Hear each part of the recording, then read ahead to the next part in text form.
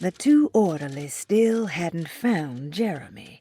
Conby figured this was good news. Emily had reminded him about some strange deaths at Deseto, and Conby wasn't sure who he could trust.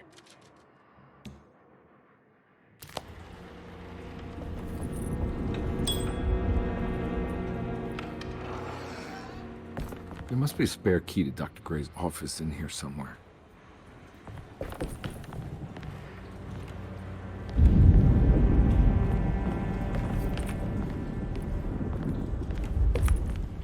I need the key.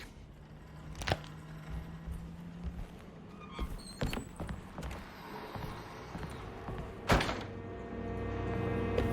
don't have the combination for this. But maybe Jeremy did.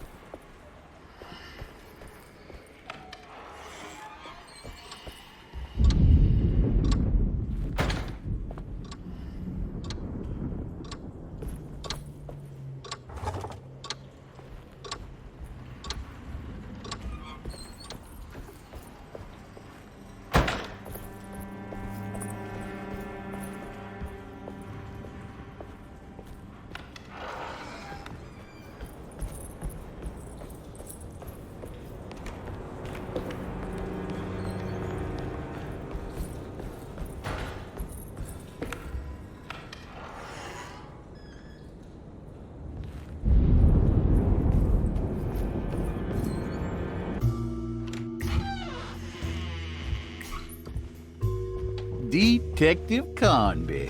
Good to see you again. Solved your case yet? I'm trying. Hey, Grace, you okay? Oh, she is just peachy, Detective. Are you looking forward to the Feast of St. John, Grace? I can't wait. Kids, ain't they great? What exactly are you planning for tonight? Oh, not much.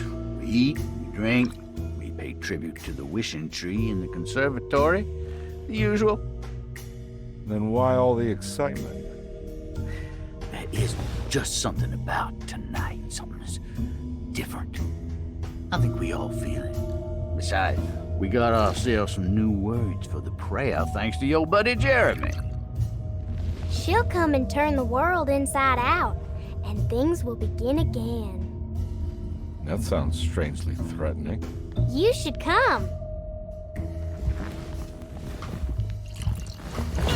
Oh, God damn it, Grace. Stay put for once.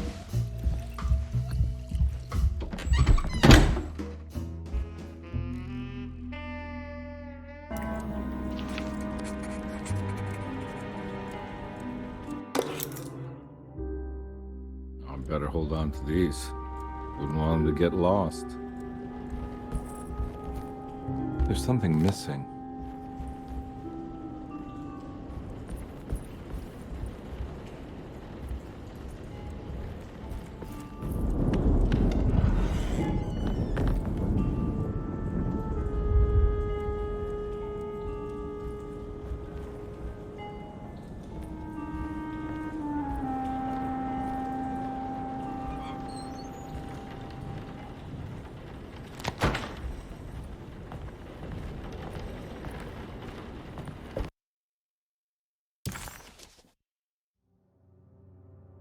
What a terrible thing to recognize that your betterment was an illusion.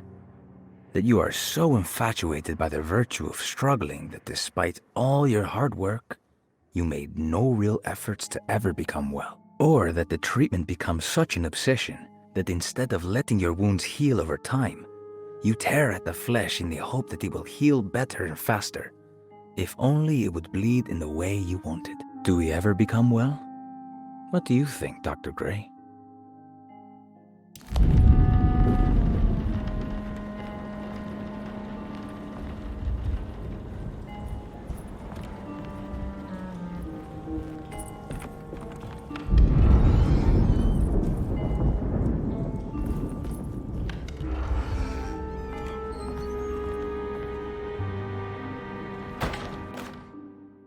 Jeremy knew that the only one who could help him now was the guest in room number 3. The room seemed to have been empty for so long. But that wasn't allowed to be true. The story needed to be different. To include something from the outside, he would bring the guest back to room 3 and show them what was in that safe. 913. But those were not the right numbers. That was the combination for the safe in the clerk's office.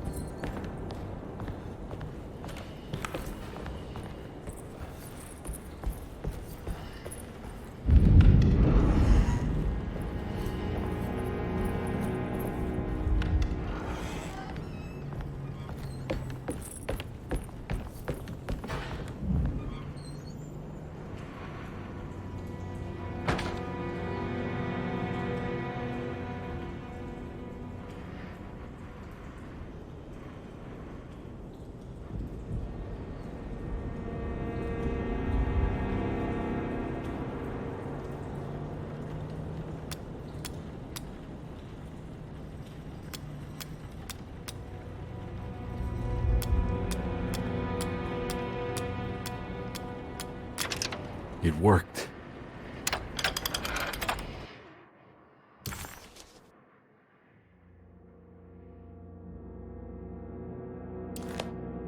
The last guest in the empty room suffered from severe maladaptation.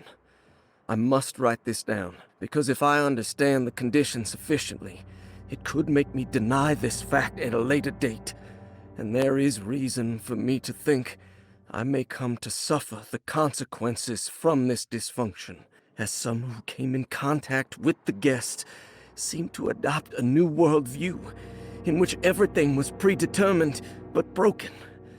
Upon accepting this worldview, some memories became unmanageable and later rejected. I do not know what this means. I cannot even remember the fate of the guest. I think they were simply misplaced one day and forgotten.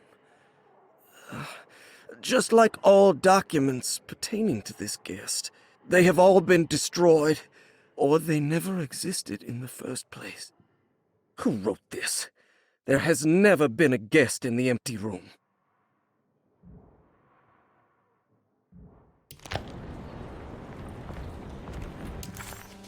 McCarthy was a deadbeat. His mere presence annoyed Conby. It was like watching the worst version of himself mock him by simply being worthless. While Conby enjoyed watching the child outplay the drunkard, there was something terrifyingly familiar about Grace. It was taunting him, like he was supposed to remember, but couldn't.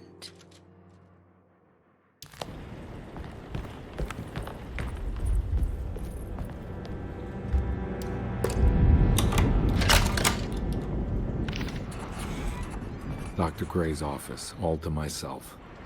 Let's see if we can figure this guy out.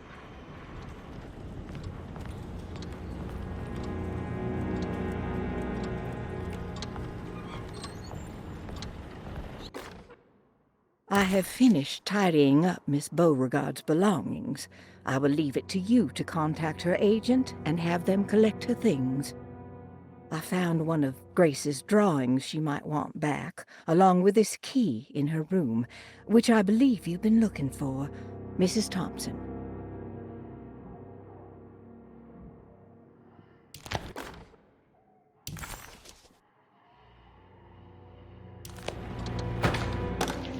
This is where McCarthy has hidden my favorite young. It's very important.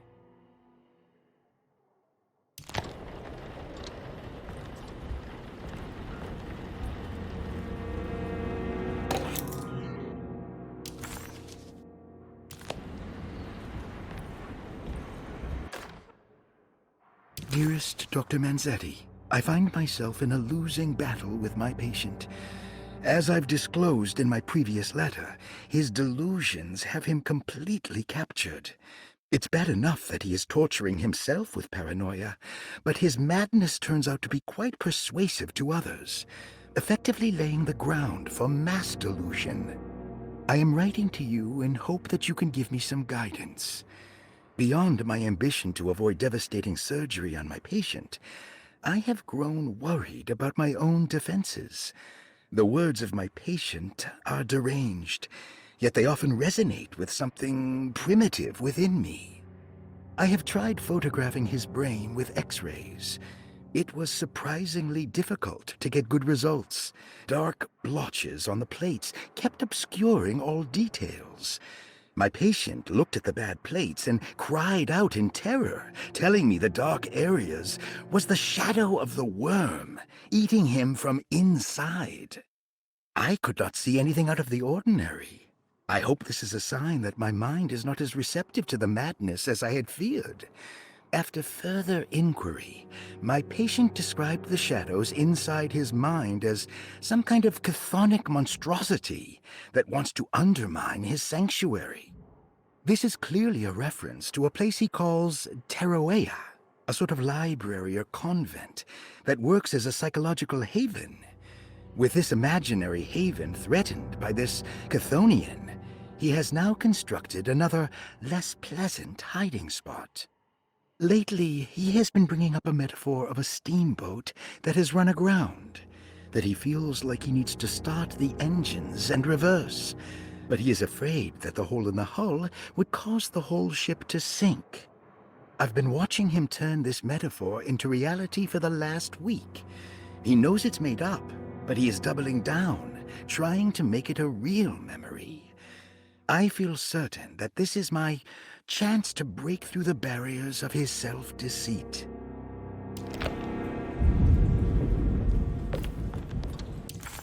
Dr. Gray was somehow mixed up in this business with the Dark Man, Detective Conley decided. He had to be. Either Dr. Gray was using the idea of the Dark Man to manipulate and torture Jeremy, or the Dark Man was an actual powerful being possessing Jeremy. And in that case, Dr. Gray was simply a stooge. Maybe both could be true at once. Conby felt his mind racing in all directions. No matter what, he had to find a way to break the pact. That was what Jeremy said was needed. It didn't even matter what was true or not. If Jeremy wouldn't leave Deseto before the contract was broken, then Conby had to make it happen. He just wished the steps on the contract made a little more sense.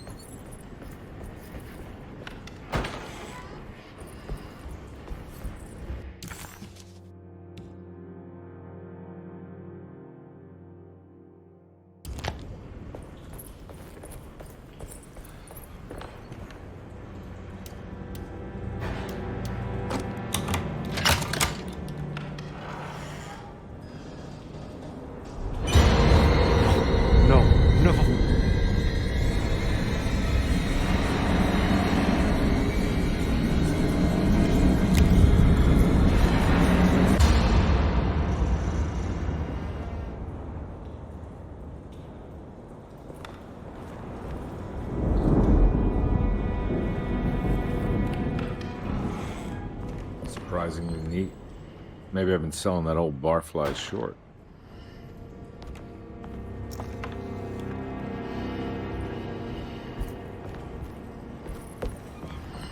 Looks like McCarthy has something hidden inside.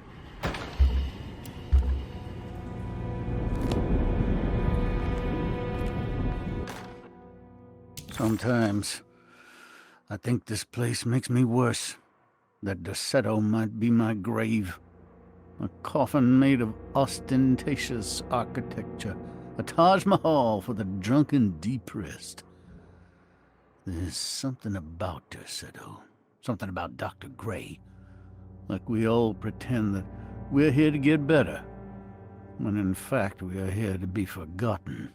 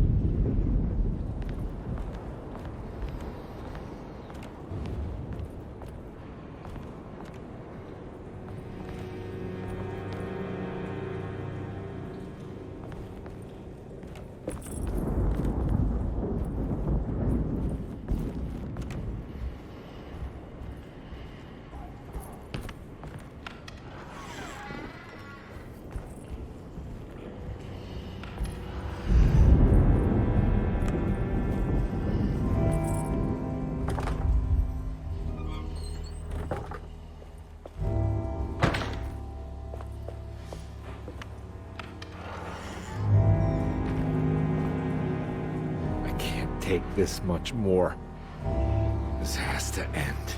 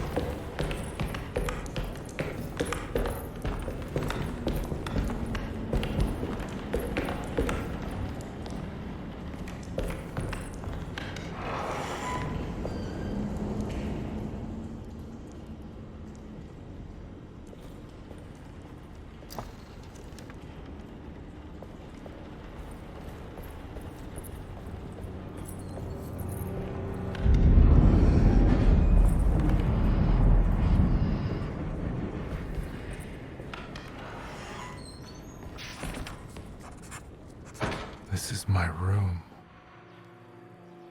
I belong here.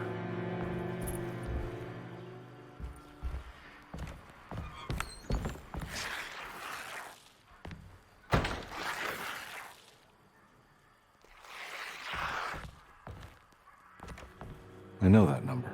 Where's that from? I did this. I wrote that.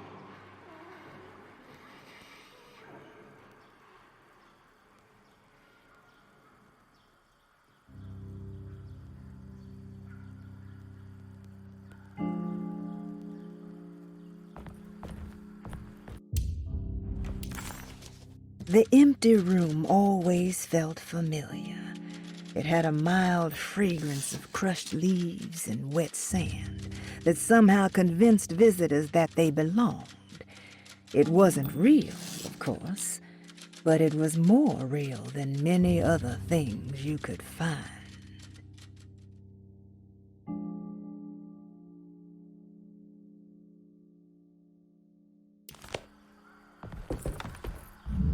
I know the combination. I carry it with me.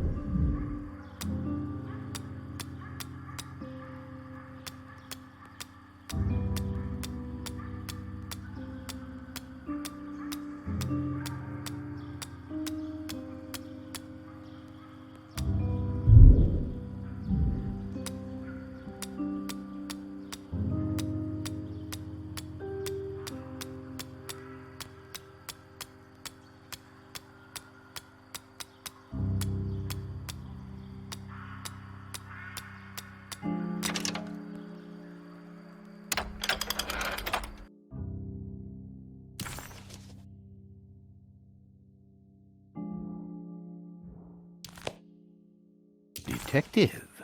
I have made many discoveries in my case.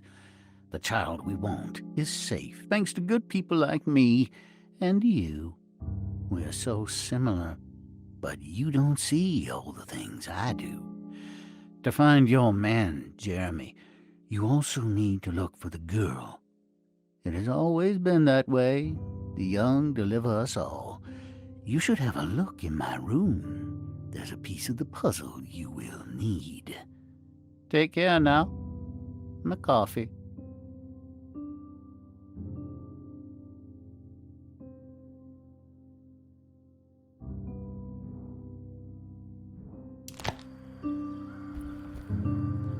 How long have I been here?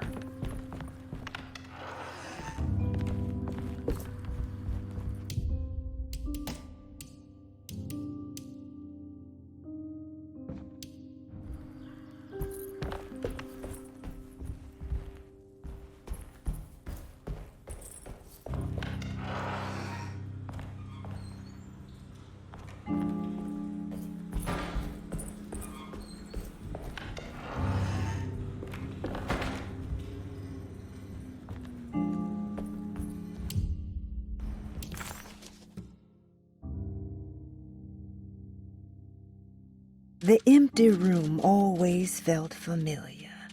It had a mild fragrance of crushed leaves and wet sand that somehow convinced visitors that they belonged.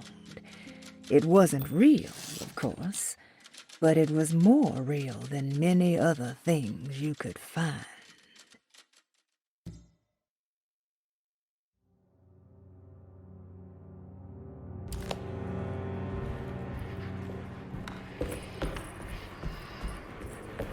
Looks like McCarthy has something hidden inside.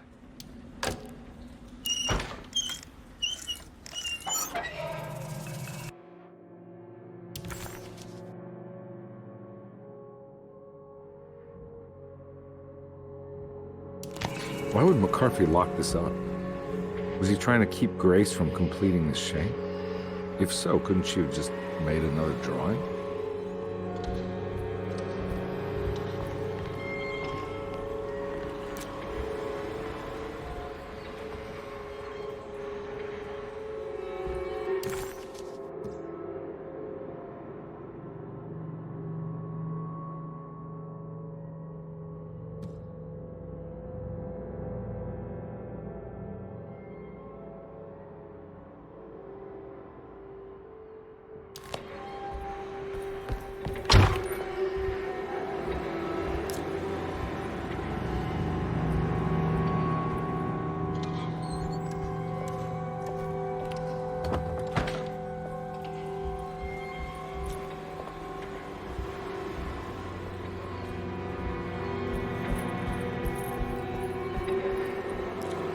What the hell happened in here?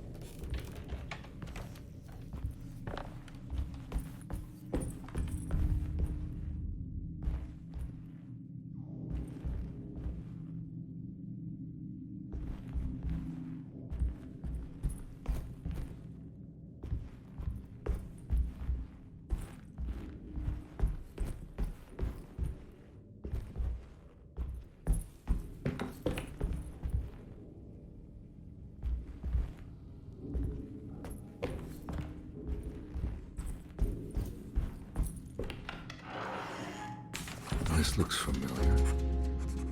How am I back at the office? Jeremy's never been here.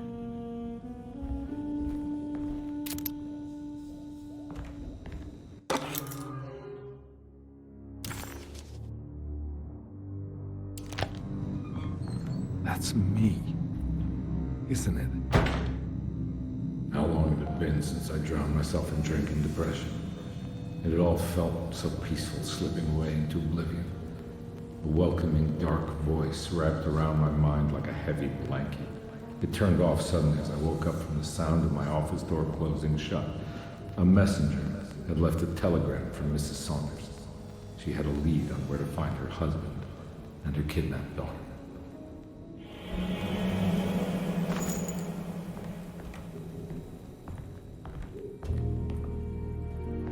God, I used to drink some.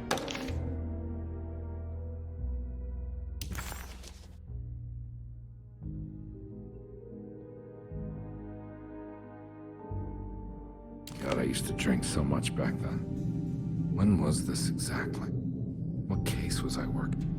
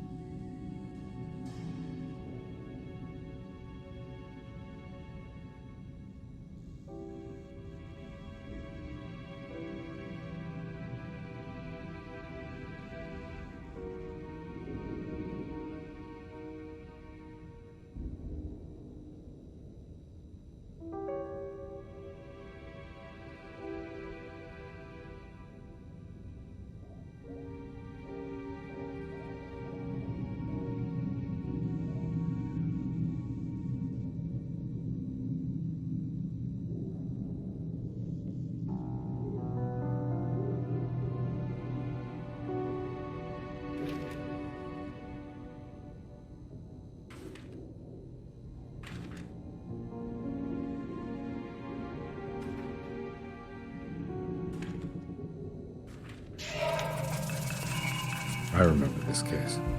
Some kid got taken by her father, headed out of state, but he had made a mistake by selling a painting that his wife actually cared about to a collector named Thornhill to fund his venture. That's how I tracked him down. At least I think so.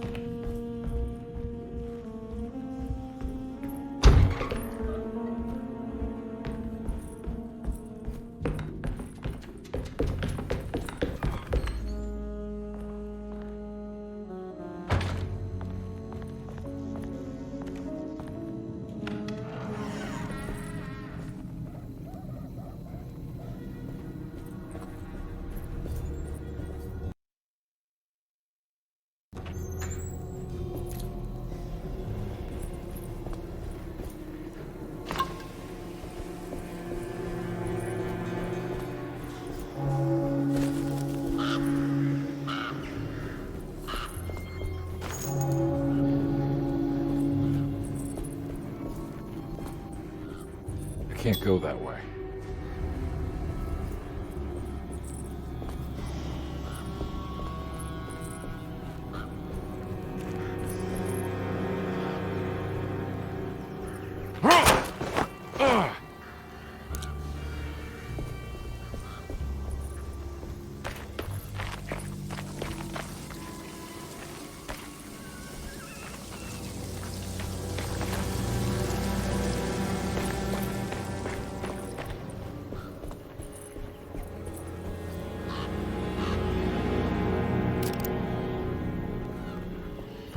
wasn't a bad man, but he had principles keeping him from handing out information about his deals.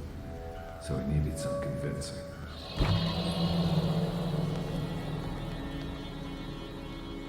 Well, every case can't be squeaky clean.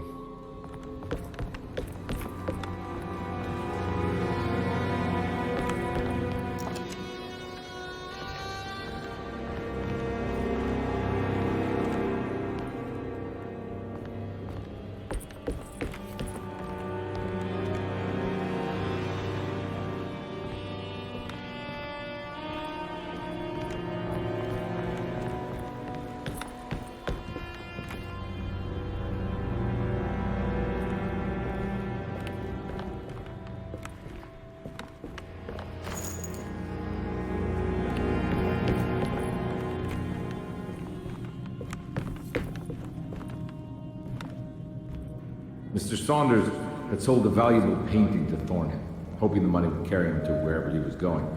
The painting, now leaning on an easel in Thornhill's bedroom, had a certain mesmerizing gloom that seemed to call out to me, telling me I was needed for something important.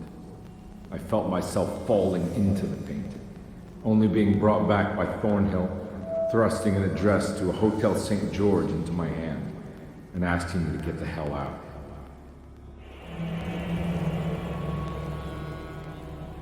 I don't remember this at all. I can't say it didn't happen.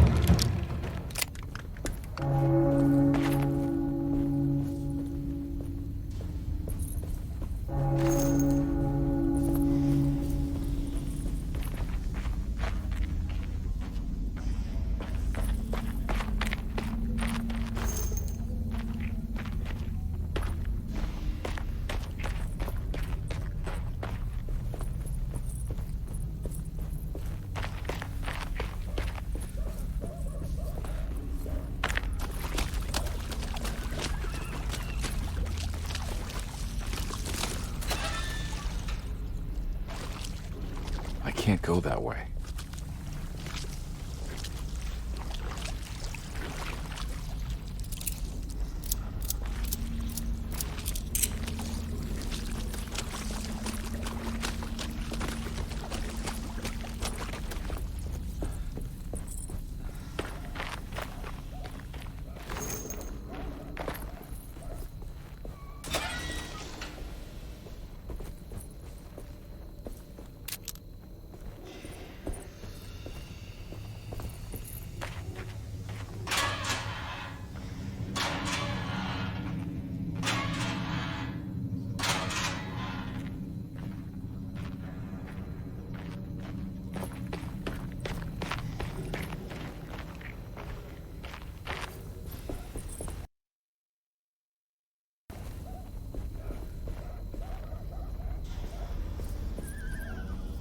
I can't go that way.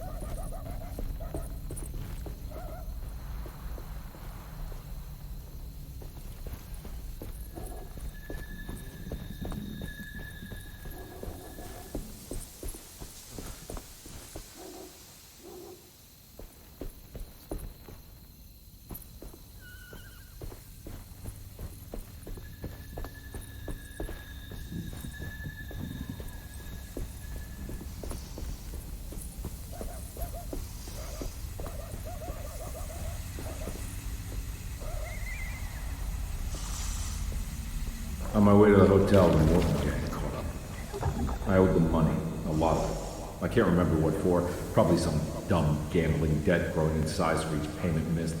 I punched one of them out, and I sent the others packing. It was a stupid move.